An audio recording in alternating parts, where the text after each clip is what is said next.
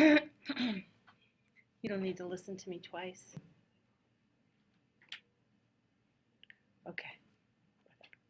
All right, so we're going to start with exponential and decay models, okay? So these are what? Y is equal to AB to the X, right?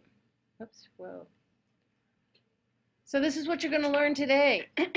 You're going to learn what they look like, what is an asymptote and how to find it, and then finding the equation. All right?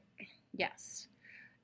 Independent variable is another name for the domain or the input, which typically represents X, right? Yes? Yes? Okay, good. And the dependent variable is the output or the range, and that represents the Y. Hi, John. All right, so what is an exponential function? Anybody? Anybody? Okay, never mind. It's obviously something that has to do with an exponent, right? Exponential exponent. It's a function whose independent variable is the exponent. So that, again, y is equal to ab, and then it's raised to the x power. What does it look like? There you go. Right? That's what it looks like.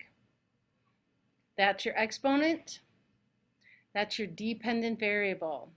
That is your base. B is your base, and A is just some number that's not 0. And why can't it be 0? You won't get a graph, right? 0 times anything is 0. It's a curve on the graph. Yes, it is. Okay, basis of the bases.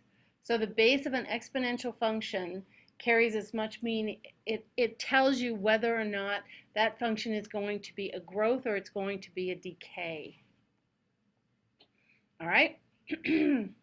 And it always has to be a positive number. It can't be 1. Why can't it be 1? Why can't the base be 1? We'll do it now, and then when it comes up, we'll just breeze right by it. Why can't that b value be a 1? 1 to the anything equals 1. Exactly. 1 to any square power is 1. So you're really not going to get a growth or a decay. You're just going to get a straight line. All right. So the exponential function models growth whenever the base is greater than 1. Why do you think? Why do you think it's going to be a growth or something that's going to get bigger?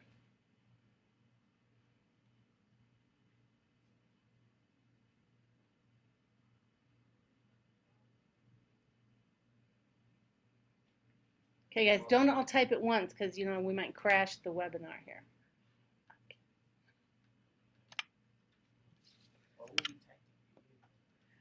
Because, well, then why aren't you talking to me?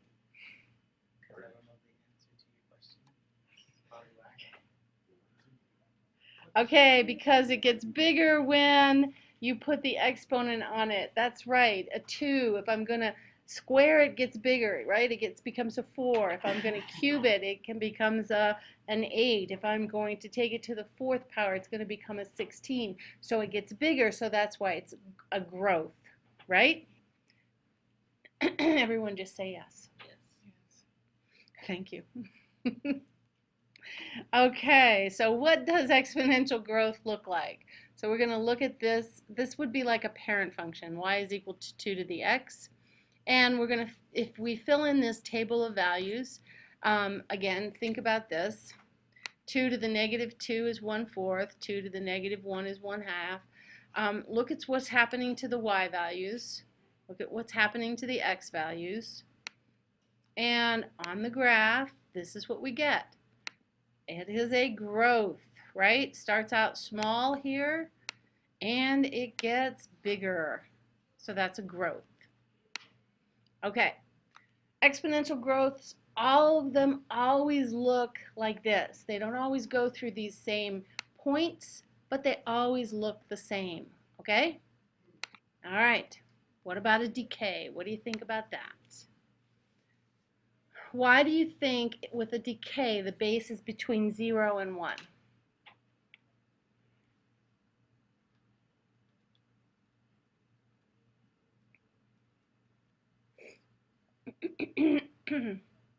Yep, because it's a fraction.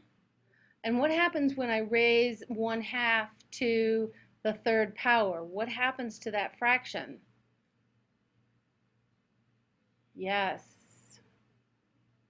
Jordan, you didn't finish typing. What happens to a fraction? One half, and I raise it to the third power. So it's 1/2 times 1/2 times 1/2, right? What is that? What is 1/2 times 1/8, right? 1/8 is getting smaller than 1/2, right? So that's why it's going to be a decay. It gets smaller. Good. Okay? So it's a decay factor. So here again, if we're looking at decays, this would be considered like the parent function. And here's our table of values all filled in. And look at what's happening. Here's our x values, and here's our y values. Our y values are getting smaller and smaller and smaller.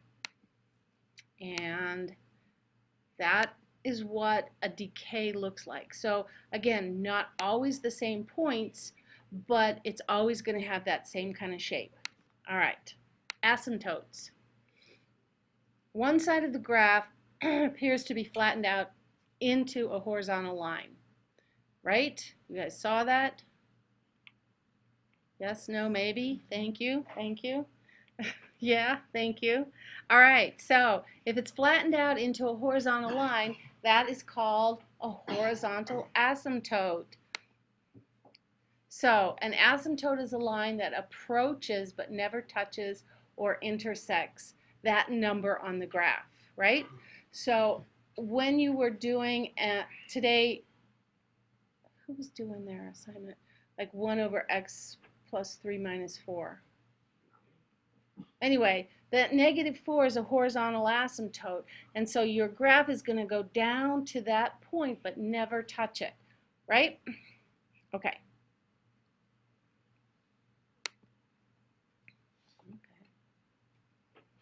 Okay, so asymptotes. Notice that the left side of the graph gets really close to 0, right? So as x approaches -infinity, -infinity is over here, right, on the x side, the negative numbers. So as x approaches -infinity, y is going to approach 0. So that is my asymptote, my horizontal asymptote. Okay, so when you think about a decay, why do you think it's never going to touch the 0 line?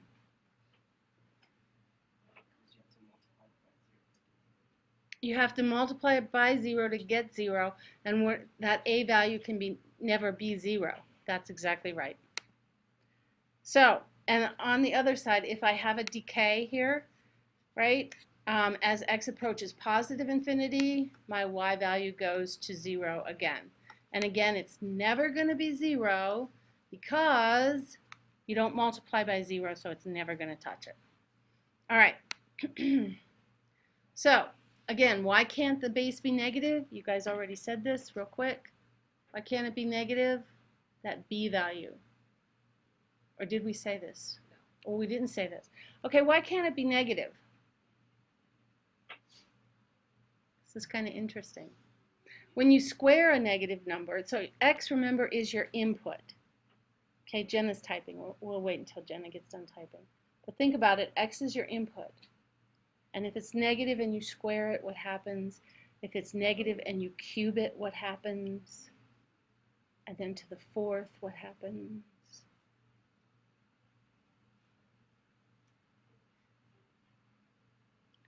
It would be a messed up graph, because if you have something to the 3rd, it's going to be negative.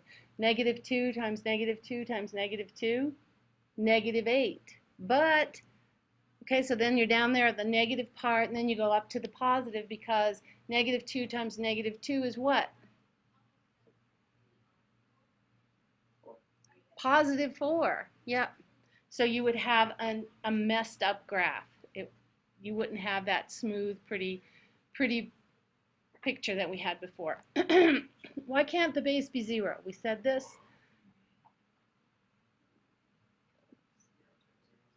0 times 0 is 0. Anything 0 to the anything power is 0. Okay, and then last but not least, Jenna, you keep typing in there. Yes. What about the last one? Why can't the base be 1?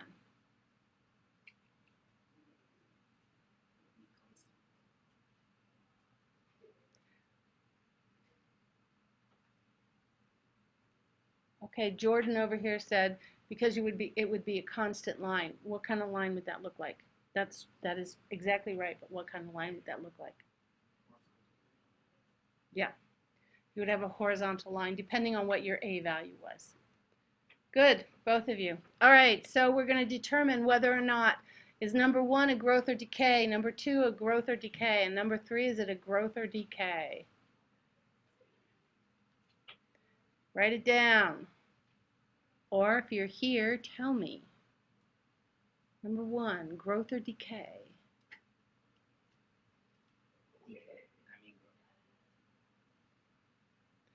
Okay, we have 1 is a growth.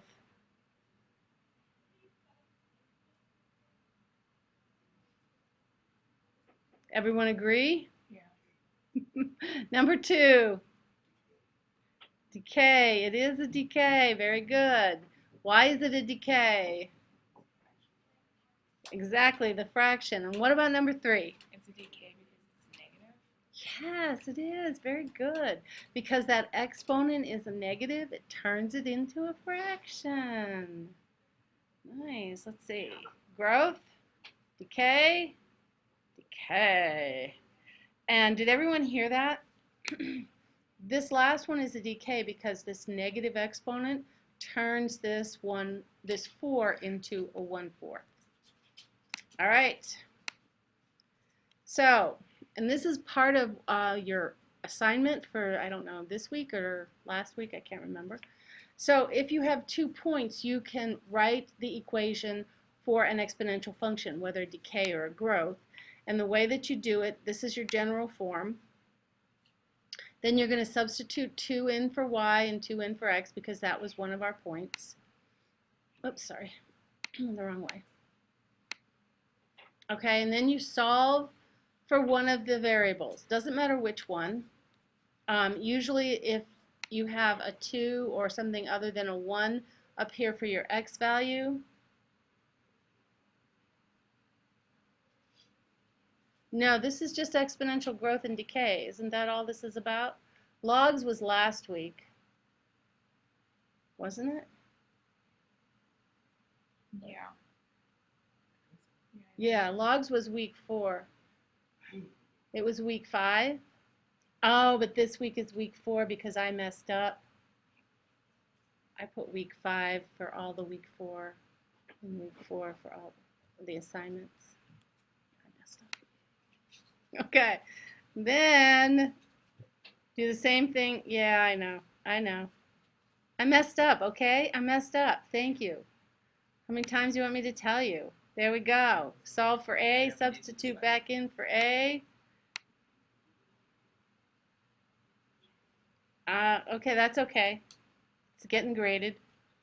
Sorry, John. I messed up my weeks. Yes, it was me. If you, John, do you need help with logs? Because your assignment was okay. Okay, good. Yeah, it is really easy. So again, substitute it in and then solve. Okay, so we got a B is 2, A is 1/2, and there's the equation. Okay?